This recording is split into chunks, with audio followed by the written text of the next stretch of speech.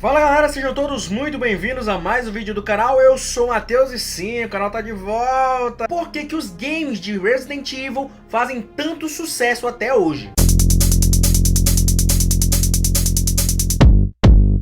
A gente vai tentar desvendar o porquê, desde o seu lançamento até os dias de hoje, essa saga dos games de Resident Evil fazem tanto sucesso, vendendo sempre milhões e milhões de cópias. E a gente não vai falar dos filmes não, tá? Até porque... né? Melhor esquecer os filmes, né? Então, ó, antes da gente começar o vídeo, já se inscreve no canal, ativa as notificações e deixa aquele like marotinho aqui no vídeo. E claro, deixa um comentário aqui também dizendo o que você achou do vídeo, o que você tá achando do vídeo e possíveis temas futuros para outros porquês aqui, fechou? Então vamos lá. Ó, antes de eu começar a falar, vamos primeiramente definir algumas coisas. Eu vou usar 3 critérios para avaliar os games: personagens, narrativa e qualidade técnica. Beleza? Então assim fica mais fácil da gente conseguir conduzir esse vídeo. Vamos falar um pouquinho sobre a origem de Resident Evil. Resident Evil foi uma saga, foi uma série que começou lá na década de 90, mais especificamente no ano de 1996, que é o ano de nascimento desse que vos fala. Parece que aquele ano teve muita coisa boa saindo, hein?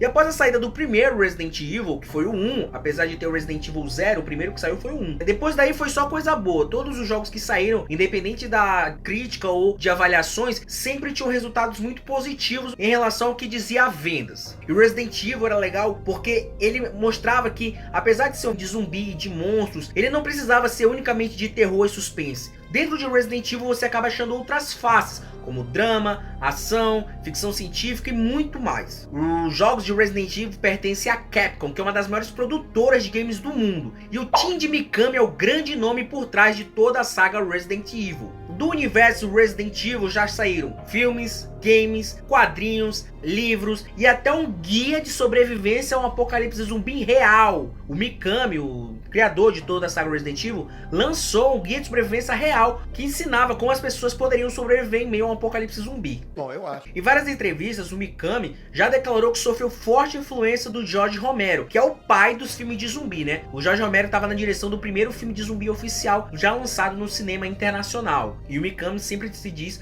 muito fã do Romero. Para facilitar a vida de todo mundo, todos os jogos de Resident Evil, do 1 até o 7, né, a gente tá esperando aí o 8, seguem uma linha cronológica até simples de ser entendida. Mas claro que os spin-offs, e a maioria que não é canônica, ajuda a confundir um pouquinho a vida dos fãs, né? Agora sim, vamos começar a tentar entender o porquê de Resident Evil fazer tanto sucesso. Olha, quem aqui nunca foi apaixonado ou nunca se interessou por um personagem de Resident Evil? Leon, Claire, Jill, Carlos e vários outros aí que sempre fizeram questão de prender a nossa atenção. Quem aí nunca ficou desesperado tentando salvar a Jill, ou quem aí nunca ficou desesperado tentando correr com o Leon? Então isso e muitos outros personagens que tem na saga, como a Ada, o Wesker, entre outros, acabam chamando nossa atenção e fazendo com que nós nos importemos com eles dentro dos games. Mas só dos games, né? Porque nos filmes ninguém se importa. Eu nem preciso falar do Leon dos filmes, né? Que coisa horrorosa! Olha que coisa horrorosa! Eu vou parar de filmar que tá tudo errado! E um dos fatores que fazem o Resident Evil ter personagens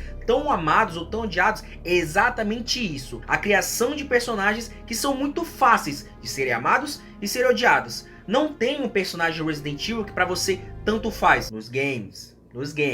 Esquece os filmes. Você ama Jill, você ama Claire, você ama o Leon, você ama o Carlos e você odeia o Wesker. E em muitos momentos você odeia a Ada também, né? Porque a Ada é uma mulher muito difícil, né? Convenhamos que a Ada Wong não é uma mulher nada fácil. Vai dizer que você não admirava o senso de justiça do Leon, ou que você não adorava o modo badass da Jill e da Claire. Não mente pra mim, né? O Resident Evil, principalmente o 1 e o 2, que foram ali no começo os dois que fizeram mais sucesso, depois veio o 3 também que fez muito sucesso, eles te criavam uma sensação muito única. Depois de 15, 20 minutos jogando, você só tinha uma certeza dentro da sua cabeça: eu preciso levar esse personagem vivo até o final, custe o que custar. E esse é o grande mérito dos criadores, não só do Mikami, mas de toda a galera da produção que ajudou o Mikami. Essa facilidade em amar ou odiar os personagens ajudou muito ao Resident Evil ter o sucesso que ele tem hoje. Na verdade, eu acho que isso é até o maior responsável pelo sucesso de hoje. A gente vai falar um pouquinho da narrativa e da qualidade técnica que ajudaram, óbvio, mas eu acho que esse fator dos personagens foi o principal fator para ajudar o Resident Evil a ter o sucesso que ele tem hoje.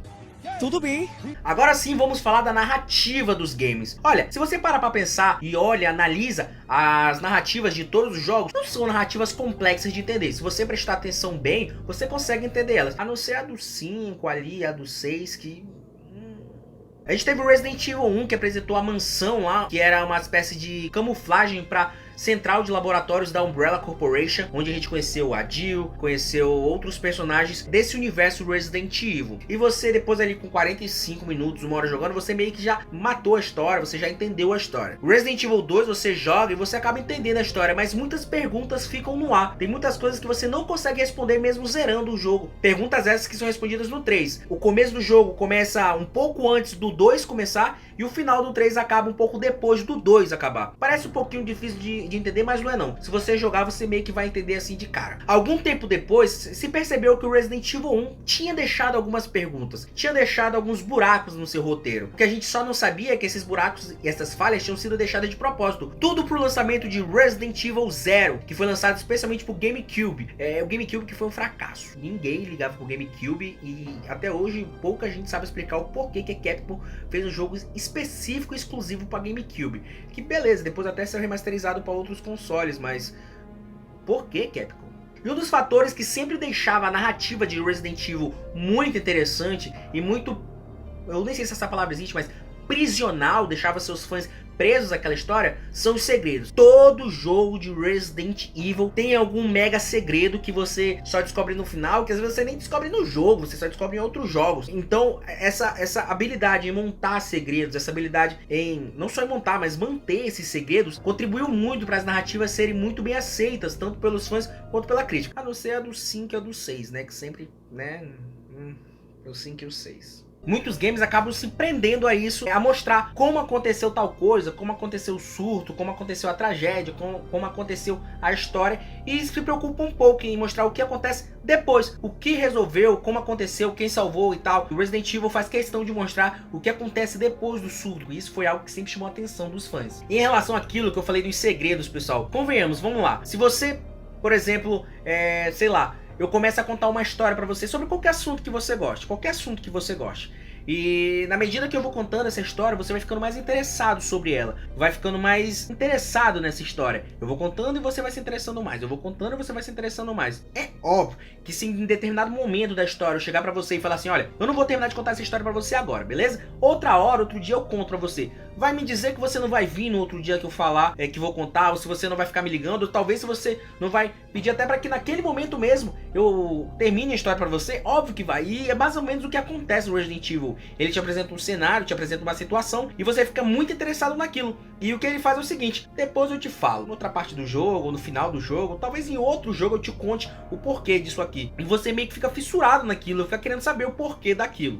Agora chega de papo, já falei dos personagens, falei da narrativa, agora vamos falar de qualidade técnica. E eu vou falar exatamente ali de Resident Evil 3 para Resident Evil 4, que foi exatamente o divisor de águas entre as duas franquias. Resident Evil 1, 2 e 3... e tá, até o 0. Lembrando que hoje eu não estou falando dos spin-off, não vou falar, por exemplo, de Code Veronica e entre outros aí. Quando lançam esses jogos, eles, beleza, que eles não tinham lá grande qualidade técnica, visualmente falando, óbvio. Principalmente pra gente hoje, com tudo que a gente já tem, né? Mas até que pra gente naquela época era muito legal. O Resident Evil sempre trouxe grandes coisas que nos chamaram a atenção. Por exemplo, vai dizer que você não ficou mega impressionado quando lá em Resident Evil 1 começou aquelas cutscenes com cenas de filmes reais, com atores reais. Aquilo foi um boom dentro das empresas de videogame. Porque, fala a verdade, muitas empresas que faziam um jogo daquele gênero, daquele tipo, não tinham aquilo. Aquilo era novidade, então elas ficavam espantadas, ficavam surpresas com aquele tipo de coisa. Quando lançou o Resident Evil 2 e o 3, que tinha, por exemplo, uma puxada de arma rápida, ou então a esquiva, entre outros acessórios, tudo aquilo chamou a atenção das indústrias de videogames, obrigando a todas as empresas produtoras de games a também se reinventarem. Ou seja, o que eu estou tentando falar de Resident Evil é exatamente isso que você está entendendo. Resident Evil meio que ajudou ao mundo dos games, ao cenário dos games, evoluir também, porque o Resident Evil sempre trazia coisas novas, e isso meio que obrigava outras empresas que produziam outros jogos de gênero parecido a tentarem inovar também. E a palavra certa, chave de Resident Evil é reinvenção. Resident Evil nunca teve vergonha de se reinventar. Por mais que em umas 2 vezes ali ele cagou o pau, Resident Evil não só não teve medo, mas como fazia questão de se reinventar. Resident Evil 4 é a prova viva disso. Depois de 3 ou 4 4 Resident Evil, basicamente com o mesmo plano de fundo, o surto zumbi, onde você tenta matar zumbi para resolver problemas e tal. Resident Evil 4 resolveu mudar, apresentou novos infectados, novos vírus, novos monstros, novos cenários, novos personagens, e acabou chamando a atenção do público. E de certa forma, para a maioria até que foi legal.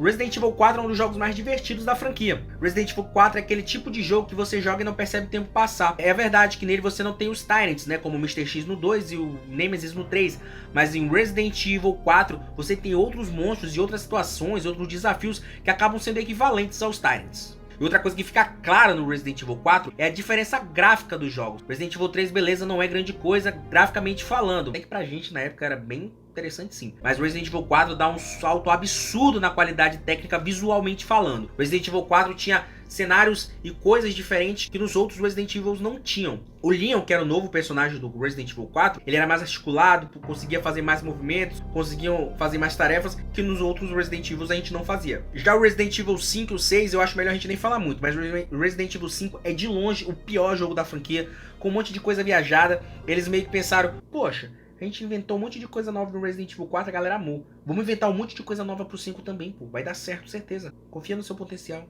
Só que deu tudo errado, galera. O Resident Evil 5 é um dos piores jogos da franquia. Eles levaram o jogo pra África, apresentaram um vírus que não tinha nada a ver, aí fizeram força pra meter o Wesker na história, tinha cara que se... Enfim, galera, Resident Evil 5 é a maior bagunça. Então, tipo assim, se você tiver a oportunidade de jogar, jogue, porque jogar videogame sempre é bom estar jogando, né?